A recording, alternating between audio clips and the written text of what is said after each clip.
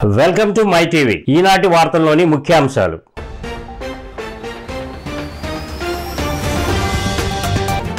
కూటమి శాసనసభ పక్ష నేతగా చంద్రబాబు ఏకగ్రీవ ఎన్నిక. సీఎం అభ్యర్థిగా చంద్రబాబును ప్రతిపాదించిన పవన్ కళ్యాణ్ ఏకగ్రీవ తీర్మానాన్ని గవర్నర్కు అందజేసిన కూటమి నేతలు.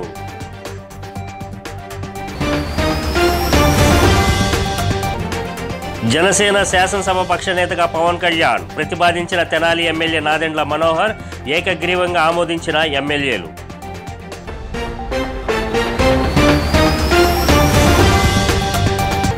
ఉమ్మడి కడప జిల్లా ఇబ్రహీంపేట ఎస్సీ కాలనీలో విషాదం.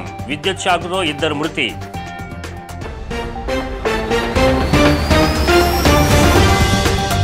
వివరాల్లోకి వెళితే, విజయవాడ ఏ కన్వెన్షన్లో టీడీపీ, జనసేన, బీజేపీ కూటమి శాసనసభ పక్ష సమావేశం నిర్వహించారు. కూటమి తరపున గెలిచిన ఎమ్మెల్యేలు ఈ సమావేశానికి హాజరయ్యారు. చంద్రబాబును శాసనసభ పక్ష నేతగా ఎన్నుకున్నారు. చంద్రబాబును ముఖ్యమంత్రి అభ్యర్థిగా పవన్ కళ్యాణ్ ప్రతిపాదించగా బీజేపీ రాష్ట్ర అధ్యక్షురాలు పురంధేశ్వరి బలపరిచారు. అనంతరం చంద్రబాబు మాట్లాడుతూ ఆంధ్రప్రదేశ్ రాష్ట్ర రాజధాని అమరావతేనని చంద్రబాబు స్పష్టం చేశారు. ఇకపై 3 రాజధానులంటూ ఆటలాడే పరిస్థితి రాష్ట్రంలో ఉండదని తేల్చి చెప్పారు. విశాఖపట్నాన్ని ఆధునిక రాజధానిగా అభివృద్ధి చేసుకుందామంటూ పిలుపునిచ్చారు. రాష్ట్రాభివృద్ధికి కేంద్రం సహకారం ఎంత అవసరమని గుర్తు చేశారు. కేంద్ర ప్రభుత్వ సహకారంతో పోలవరం ప్రాజెక్టును పూర్తి చేస్తామని వివరించారు. నిజానికి 2014లో అధికారంలోకి వచ్చిన 5 ఏళ్లు రాష్ట్రాన్ని పాలించినప్పుడే పోలవరం ప్రాజెక్టు పనులను 72% పూర్తి చేశామని చంద్రబాబు ఈ సందర్భంగా గుర్తు చేశారు. చొక్కా దులుపుకొనైనా మళ్ళీ వచ్చి రాజకీయం చేసిన వ్యక్తి. ఈ రోజున సైబరాబాద్ ఉంది అంటే అది శ్రీ చంద్రబాబు నాయుడు గారి దార్శనికత. అలాంటి వ్యక్తి, ఆయన అనుభవం ఈ రోజున 2024 ఆంధ్రప్రదేశ్కి ఎన్డీఏ కూటమి తరపు నుంచి ముఖ్యమంత్రి అభ్యర్థిగా శ్రీ నారా చంద్రబాబు నాయుడు గారి పేరుని జనసేన పార్టీ పక్షాన నుంచి మేము బలపరుస్తున్నాం.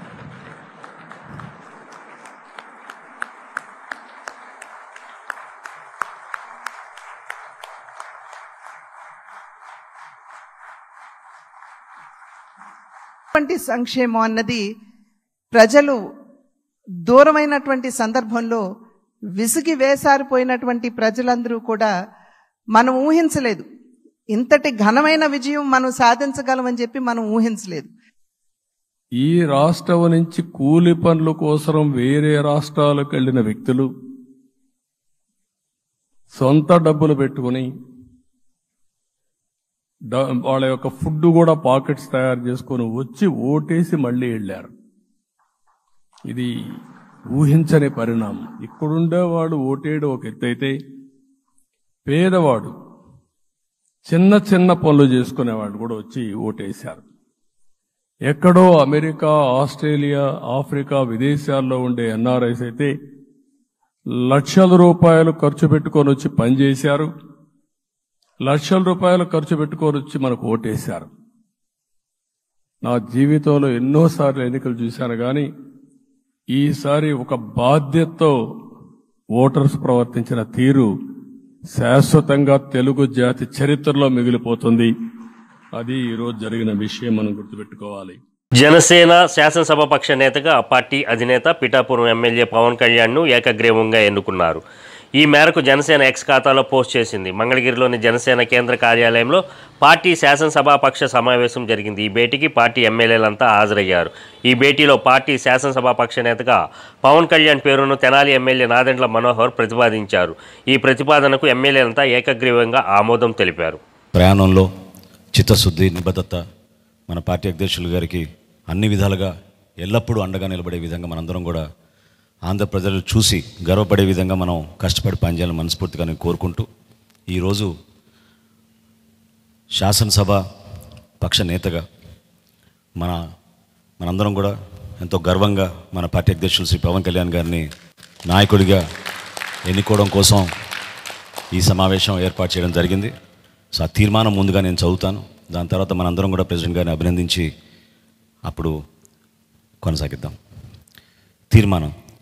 ఆంధ్రప్రదేశ్ శాసనసభ ఈ విజయం అసలు మనం చేసిన పోరాటానికి ముగ్ధులై 2019లో తప్పు చేసాం, ఈసారి ఎట్టి పరిస్థితుల్లో మేము తప్పు చేయమని ప్రతి ఒక్కరూ ఒక 100 మందిలో కలిస్తే 100 మంది చెప్పేవాళ్ళు, ఒకళ్ళు కలిస్తే ఒకళ్ళు చెప్పేవాళ్ళు, ఏ మూలకెళ్ళి చెప్పేవాళ్ళు. ఈ రోజున మనందరికీ కూడా ఇంత భారీ మెజారిటీలు వచ్చినాయి అంటే మనల్ని నమ్మిన ప్రజలందరికీ హృదయపూర్వకంగా మన ఈ మీటింగ్ తరపు నుంచి నేను వారికి నా కృతజ్ఞతలు, అభినందనలు తెలియజేస్తున్నాను. మనకి వీ హ్యావ్ గ్రేట్ రెస్పాన్సిబిలిటీ. అంటే నేను మొన్నదాకా మాట్లాడుతున్నప్పుడు అదొక పొలిటికల్ రెటారిక్ అనిపించుకోవచ్చు, but I believed in that and I believe in it. అంటే we have to bring back accountability and politics. జవాబుదారీతనం తిరిగి రాజకీయాల్లోకి తీసుకురావాలని. గొడవ పెట్టుకునేటప్పుడు అంటే మనోహర్ గారు మేము చాలాసార్లు మాట్లాడుకున్నప్పుడు cooperation and confrontation is a part of democracy. సహకారం, సంఘర్షణ, ఎప్పుడు సహకరించాలి, ఎప్పుడు సంఘర్షించాలి అనేది అది ఆ సమస్యలను బట్టి వాటిని బట్టి. అంతేగాని ప్రతిసారి పోయినసారి ప్రభుత్వానికి కూడా చెప్పాను, మేము చాలా కన్స్ట్రక్టివ్గా ఉంటామని వాళ్ళకి అర్థం చేసుకోలేదు నా మాట, నా డెమోక్రటిక్ స్పిరిట్ని వాళ్ళు అర్థం చేసుకోలేదు ఆ రోజు. ఉమ్మడి కడప జిల్లా ఒంటిమిట్ట మండలం ఇబ్రహీంపేట ఎస్సీ కాలనీలో విద్యుత్ షాక్ సర్క్యూట్ ప్రమాదంలో 2 మృతి చెందారు. గ్రామంలో గత రాత్రి విద్యుత్ షాక్ సర్క్యూట్ జరిగినట్లు తెలుస్తుంది. దీనిపై సంబంధిత అధికారులకు సమాచారం అందించినా వారు తర్వాత వచ్చి సరిచేస్తామని చెప్పినట్లు తెలిసింది. కాగా ఓ ఇంటిలో సుబ్బమ్మ అనే వృద్ధురాలు ఫ్రిడ్జ్ను ముట్టుకోగా విద్యుత్ షాక్ తగిలి మృతి చెందారు. ఆమెను రక్షించబోయిన కొండయ్య అనే వ్యక్తి విద్యుత్ షాక్ కొట్టింది. హుటాహుటిన ఒంటిమిట్ట ప్రభుత్వ ఆసుపత్రికి తరలించగా చికిత్స పొందుతూ కొండయ్య మృతి చెందారు. ముందుగా గ్రామస్తులు సమాచారం అందించిన విద్యుత్ అధికారులు స్పందించకపోవడం వల్లే ప్రమాదం వాటిల్లినట్లు ఆరోపణలు వినబడుతున్నాయి. పోలీసులు దర్యాప్తు చేస్తున్నారు.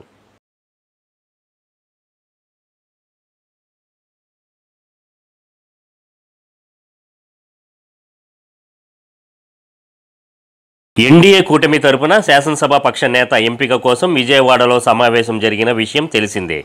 ఈ సమావేశం సందర్భంగా వేదికపై ఓ ఆసక్తికర సంఘటన చోటు చేసుకుంది. సమావేశం కోసం ఏర్పాటు చేసిన వేదికపై చంద్రబాబు, పవన్ కళ్యాణ్, పురంధేశ్వరి, అచ్చెన్నాయుడులకు కుర్చీలు వేశారు. అయితే ఇందులో చంద్రబాబు కోసం ప్రత్యేకమైన కుర్చీ, మిగతా వారికి సాధారణ కుర్చీలను ఏర్పాటు చేశారు. వేదికపై వస్తుండగా కుర్చీలలో తేడాను గుర్తించిన చంద్రబాబు తాత్కాలికంగా ఆ కుర్చీలో కూర్చున్నప్పటికీ వెంటనే తన సిబ్బందికి సూచన చేశారు. మిగతా కుర్చీలకు తన కుర్చీకి తేడాను చూపిస్తూ అలాంటి తేడాలేవి చూపించొద్దని, తనకు మిగతా వాళ్ళలాగే సాధారణ కుర్చీ తెమ్మని ఆదేశించారు. దీంతో వెంటనే సిబ్బంది చంద్రబాబు కుర్చీని మార్చేశారు. మరో సాధారణ కుర్చీని సిబ్బంది తీసుకురాగానే చంద్రబాబు లేచి ఆ కుర్చీలో ఆసీనులయ్యారు. అలా వేదికపై ఉన్న వారంతా సమానమేనని చంద్రబాబు పరోక్షంగా చాటి చెప్పారు. ఈ సన్నివేశానికి సంబంధించిన వీడియోను తెలుగుదేశం పార్టీ తన అధికార ట్విట్టర్ ఖాతాలో పోస్ట్ చేసింది. ఇది చంద్రబాబు సంస్కారం. కూటమి నేతలు పవన్ కళ్యాణ్, పురంధేశ్వరికి గౌరవిస్తూ తనకు వేసిన ప్రత్యేకమైన కుర్చీని వద్దని, వాళ్ళు కూర్చున్న కుర్చీ లాంటిదే తెమ్మని చెప్పిన చంద్రబాబు అంటూ క్యాప్షన్ పెట్టారు.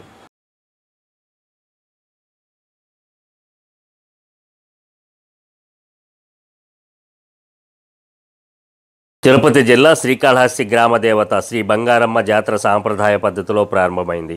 ఉదయం గరిక పూజతో జాతరకు శ్రీకారం చుట్టారు. ఆనవాయితీ ప్రకారం యాదవ వంశీయుల ఆధ్వర్యంలో జాతర చేపట్టారు. తొలుత శ్రీ బంగారమ్మ అమ్మవారికి విశేష అభిషేక పూజలు నిర్వహించి దివ్య అలంకారం చేశారు. అనంతరం బంగారమ్మ రేణుకాదేవి ఉత్సవమూర్తులకు వంశస్థులు శిరస్సుపై ఉంచుకొని గరిక ఉత్సవాన్ని ప్రారంభించారు. పంబ వాయిద్యాలతో నృత్యాలు చేస్తూ అమ్మవారి కొలువు పూజలు చేపట్టారు. బంగారమ్మ ఆలయం నుంచి శక్తి స్వరూపిణి వద్దకు తీసుకువెళ్లి 3 మాడవీధులలో గరికను వైభవేతంగా ఊరేగించారు. ఈ కార్యక్రమంలో ఆలయ ఈవో ఎస్వి నాగేశ్వరరావు పాల్గొని మాట్లాడుతూ జాతరను సాంప్రదాయ పద్ధతిలో వైభవేతంగా నిర్వహిస్తున్నట్లు తెలిపారు. ఈ కార్యక్రమంలో ఆలయ అధికారులు ఏసీ మల్లికార్జున్, లోకేష్ రెడ్డి, సుదర్శన్, లక్ష్మయ్య తదితరులు పాల్గొన్నారు. 24 మహావైభవముగా జాతర మహోత్సవం జరుగుతుంది. ఈ కార్యక్రమం అన్ని పూర్తిగా శ్రీ కాళహస్తి దేవస్థానంలో అందించి సహకారంతో జరుగుతున్నాము. ఈరోజు ఉదయం గరిక పూజ 7 గంటలకు జరిగింది. తదుపరి ముగ్గు 10 గంటలకు, తర్వాత మధ్యాహ్నం 3 గంటలకు పొంగళ్ళు కార్యక్రమం జరుగుతాం.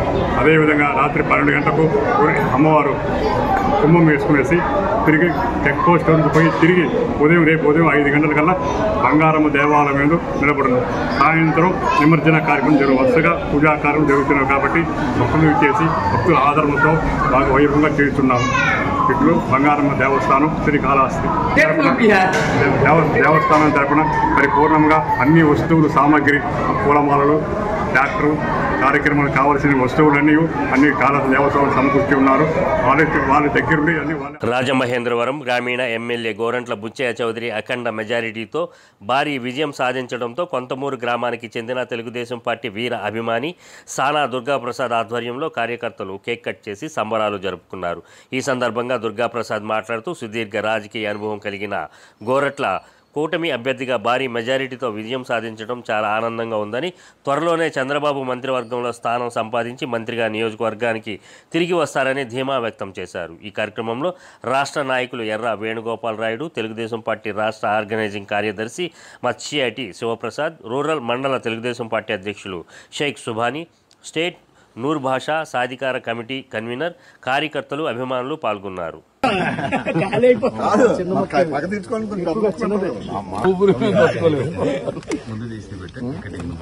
బాగుంది, అందరూ సరదాగా ఎంజాయ్ చేయండి. పార్టీ ఎప్పుడు కూడా అందరికీ అండగా ఉంటుంది. మీరందరూ కూడా పార్టీకి ఎప్పుడైతే వాళ్ళందరికీ ప్రాధాన్యత వచ్చిందో హైరార్కీలో కింద స్థాయి వరకు నాయకత్వం బలోపేతం అవుతుంది. అప్పుడు కార్యకర్తల సంక్షేమం కూడా ఎదరికి వస్తుంది, ప్రయారిటీస్ పెరుగుతాయి. చంద్రబాబు నాయుడు గారు అన్నారు కదండి, నేను ఇప్పుడు దాకా నన్ను అప్పుడు చూసారు, ఇప్పుడు ఈ చంద్రబాబు నాయుడు వేరేగా చూస్తానని ఆయన డైరెక్ట్ స్టేట్మెంట్ ఇచ్చింది. చూపించాలి, ఎందుకంటే ఇప్పుడు ఆయనకి పొలిటికల్ గా ఒక రకంగా చెప్పాలంటే అండ్ ఆయన ఇంకొక పూర్తి 100 ఏళ్లు ఉండి పరిపాలన చేయాలని కోరుకునే మనుషులు మనం.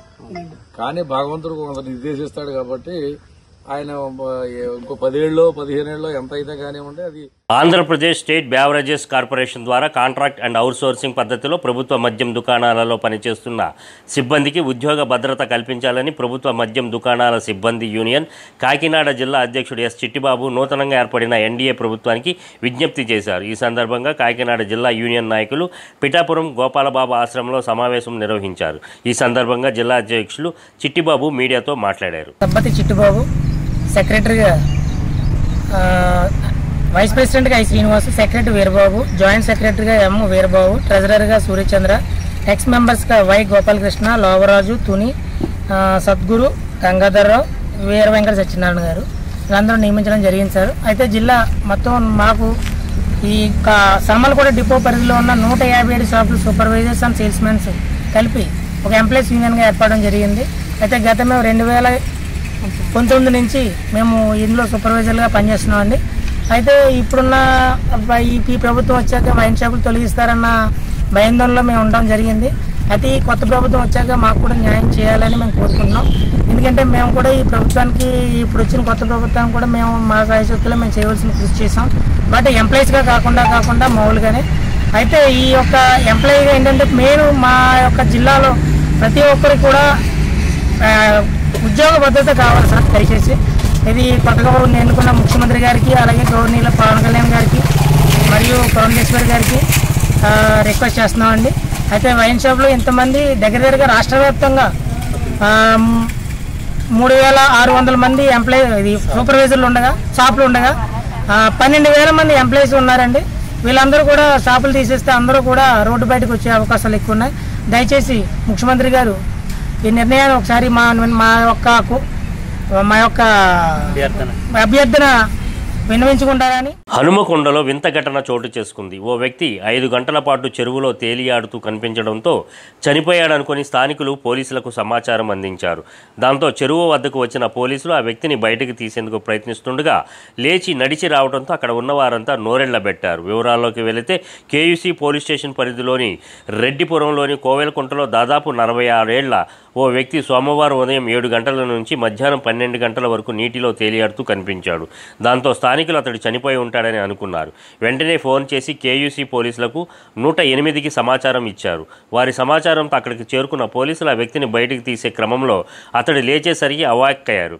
ఇక్కడ చల్లగా ఉందని, తాను రెస్ట్ తీసుకుంటున్నానని, తాను చనిపోలేదని, బతికే ఉన్నానంటూ చెప్పుకొచ్చాడు. తన పేరు శ్రీనివాస్ అని, తన స్వగ్రామం ఏపీలోని నెల్లూరు జిల్లా కావలి అని కూడా చెప్పాడు. తాను కాజీపేట సమీపంలోని ఓ గ్రానైట్ కంపెనీలో 10 రోజులుగా వేడి వాతావరణంలో పనిచేస్తున్నానని తెలిపాడు. అందుకే చెరువులో పడుకొని విశ్రాంతి తీసుకుంటున్నట్లుగా చెప్పాడు. 50 రూపాయలు ఇస్తే తిరిగి కాజీపేటకు వెళ్ళిపోతానంటూ పోలీసులను అభ్యర్థించాడు. ఈ ఘటన స్థానికంగా కలకలం సృష్టించింది. నా కష్టం దోచుకొని నాకు అంటే డబ్బులు ఇచ్చారు కానీ క్షమ పొద్దున 7 నుంచి సాయంత్రం 7 దాకా ఇవి చేస్తారు సార్ 12 గంటలు ఇబ్బంది అయితే నీకోసం 108 పోలీసు వాళ్ళు వచ్చిండు నువ్వు చనిపోయినా అని కంప్లైంట్ చేస్తే పోలీసు వాళ్ళు వచ్చింది నీకోసం ఏడ చేస్తావు పని నువ్వు కాజీపేట సార్ ఎవరి దగ్గర ఇక్కడ దాకా ఎట్లా వచ్చినావు ఎవడే లేదు సార్ అడ్డమైందే అంతేనా తీసుకుపోయాడా వదిలిపెట్టాడా అయిపోయిందా పని వచ్చాడు డబ్బులు సార్ దయచేసి మిమ్మల్ని అందరినీ ఒకే రిక్వెస్ట్ చేస్తున్నా ఒక్క 50 రూపాయలు ఇచ్చుకుంటే నేను కంపల్సరీ చేద్దాం కానీ లోపల జారిపోతే ఎట్లుండి మరి ఎక్కడికి లోపలికి నేను దారి పాపనే పట్టుకున్నాను సార్ అంతేనా ఏదో పట్టుకున్నావు అది రాయిని పట్టుకున్నావు ఏం పట్టుకున్నావు రాయిని పట్టుకున్నా అయితే ఏ రాయి పట్టుకున్నావు మా వాళ్ళు చచ్చిపోయినా విజయవాడలోని ఏ కన్వెన్షన్లో కూటమి ఎమ్మెల్యేల సమావేశానికి వెళ్లిన టీడీపీ అధినేత చంద్రబాబు నాయుడును చూసేందుకు ప్రజలు పెద్ద ఎత్తున రోడ్ల మీదకి వచ్చారు. పార్టీ కార్యకర్తలు అభిమానులు దారి పొడవునా స్వాగతం పలికారు. సమావేశం అనంతరం ఉండవల్లికి తిరుగు పయనమైన చంద్రబాబుని చూసేందుకు ఓ మహిళ క్యాన్వాయ్ వెంట పరుగులు తీశారు. అది గమనించిన చంద్రబాబు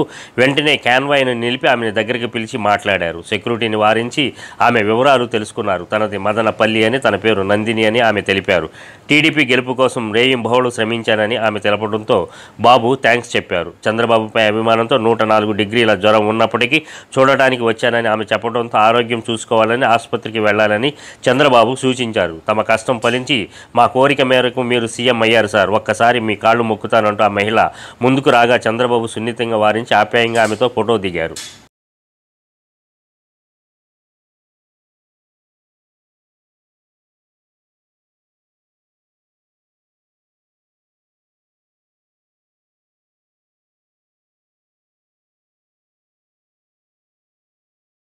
ముఖ్యాంశాలు మరోసారి.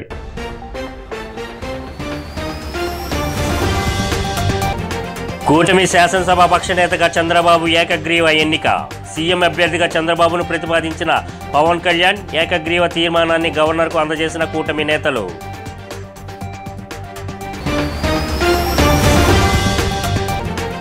జనసేన శాసనసభ పక్షనేతగా పవన్ కళ్యాణ్ ప్రతిపాదించిన తెనాలి ఎమ్మెల్యే నాదెండ్ల మనోహర్ ఏకగ్రీవంగా ఆమోదించిన ఎమ్మెల్యేలు.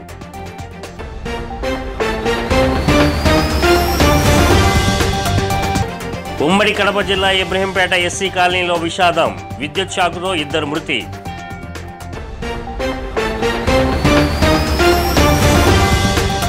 ఈ వార్తలు ఇంతటితో సమాప్తం. మరో బులెటిన్లో మరలా కలుద్దాం. అంతవరకు సెలవు, నమస్కారం.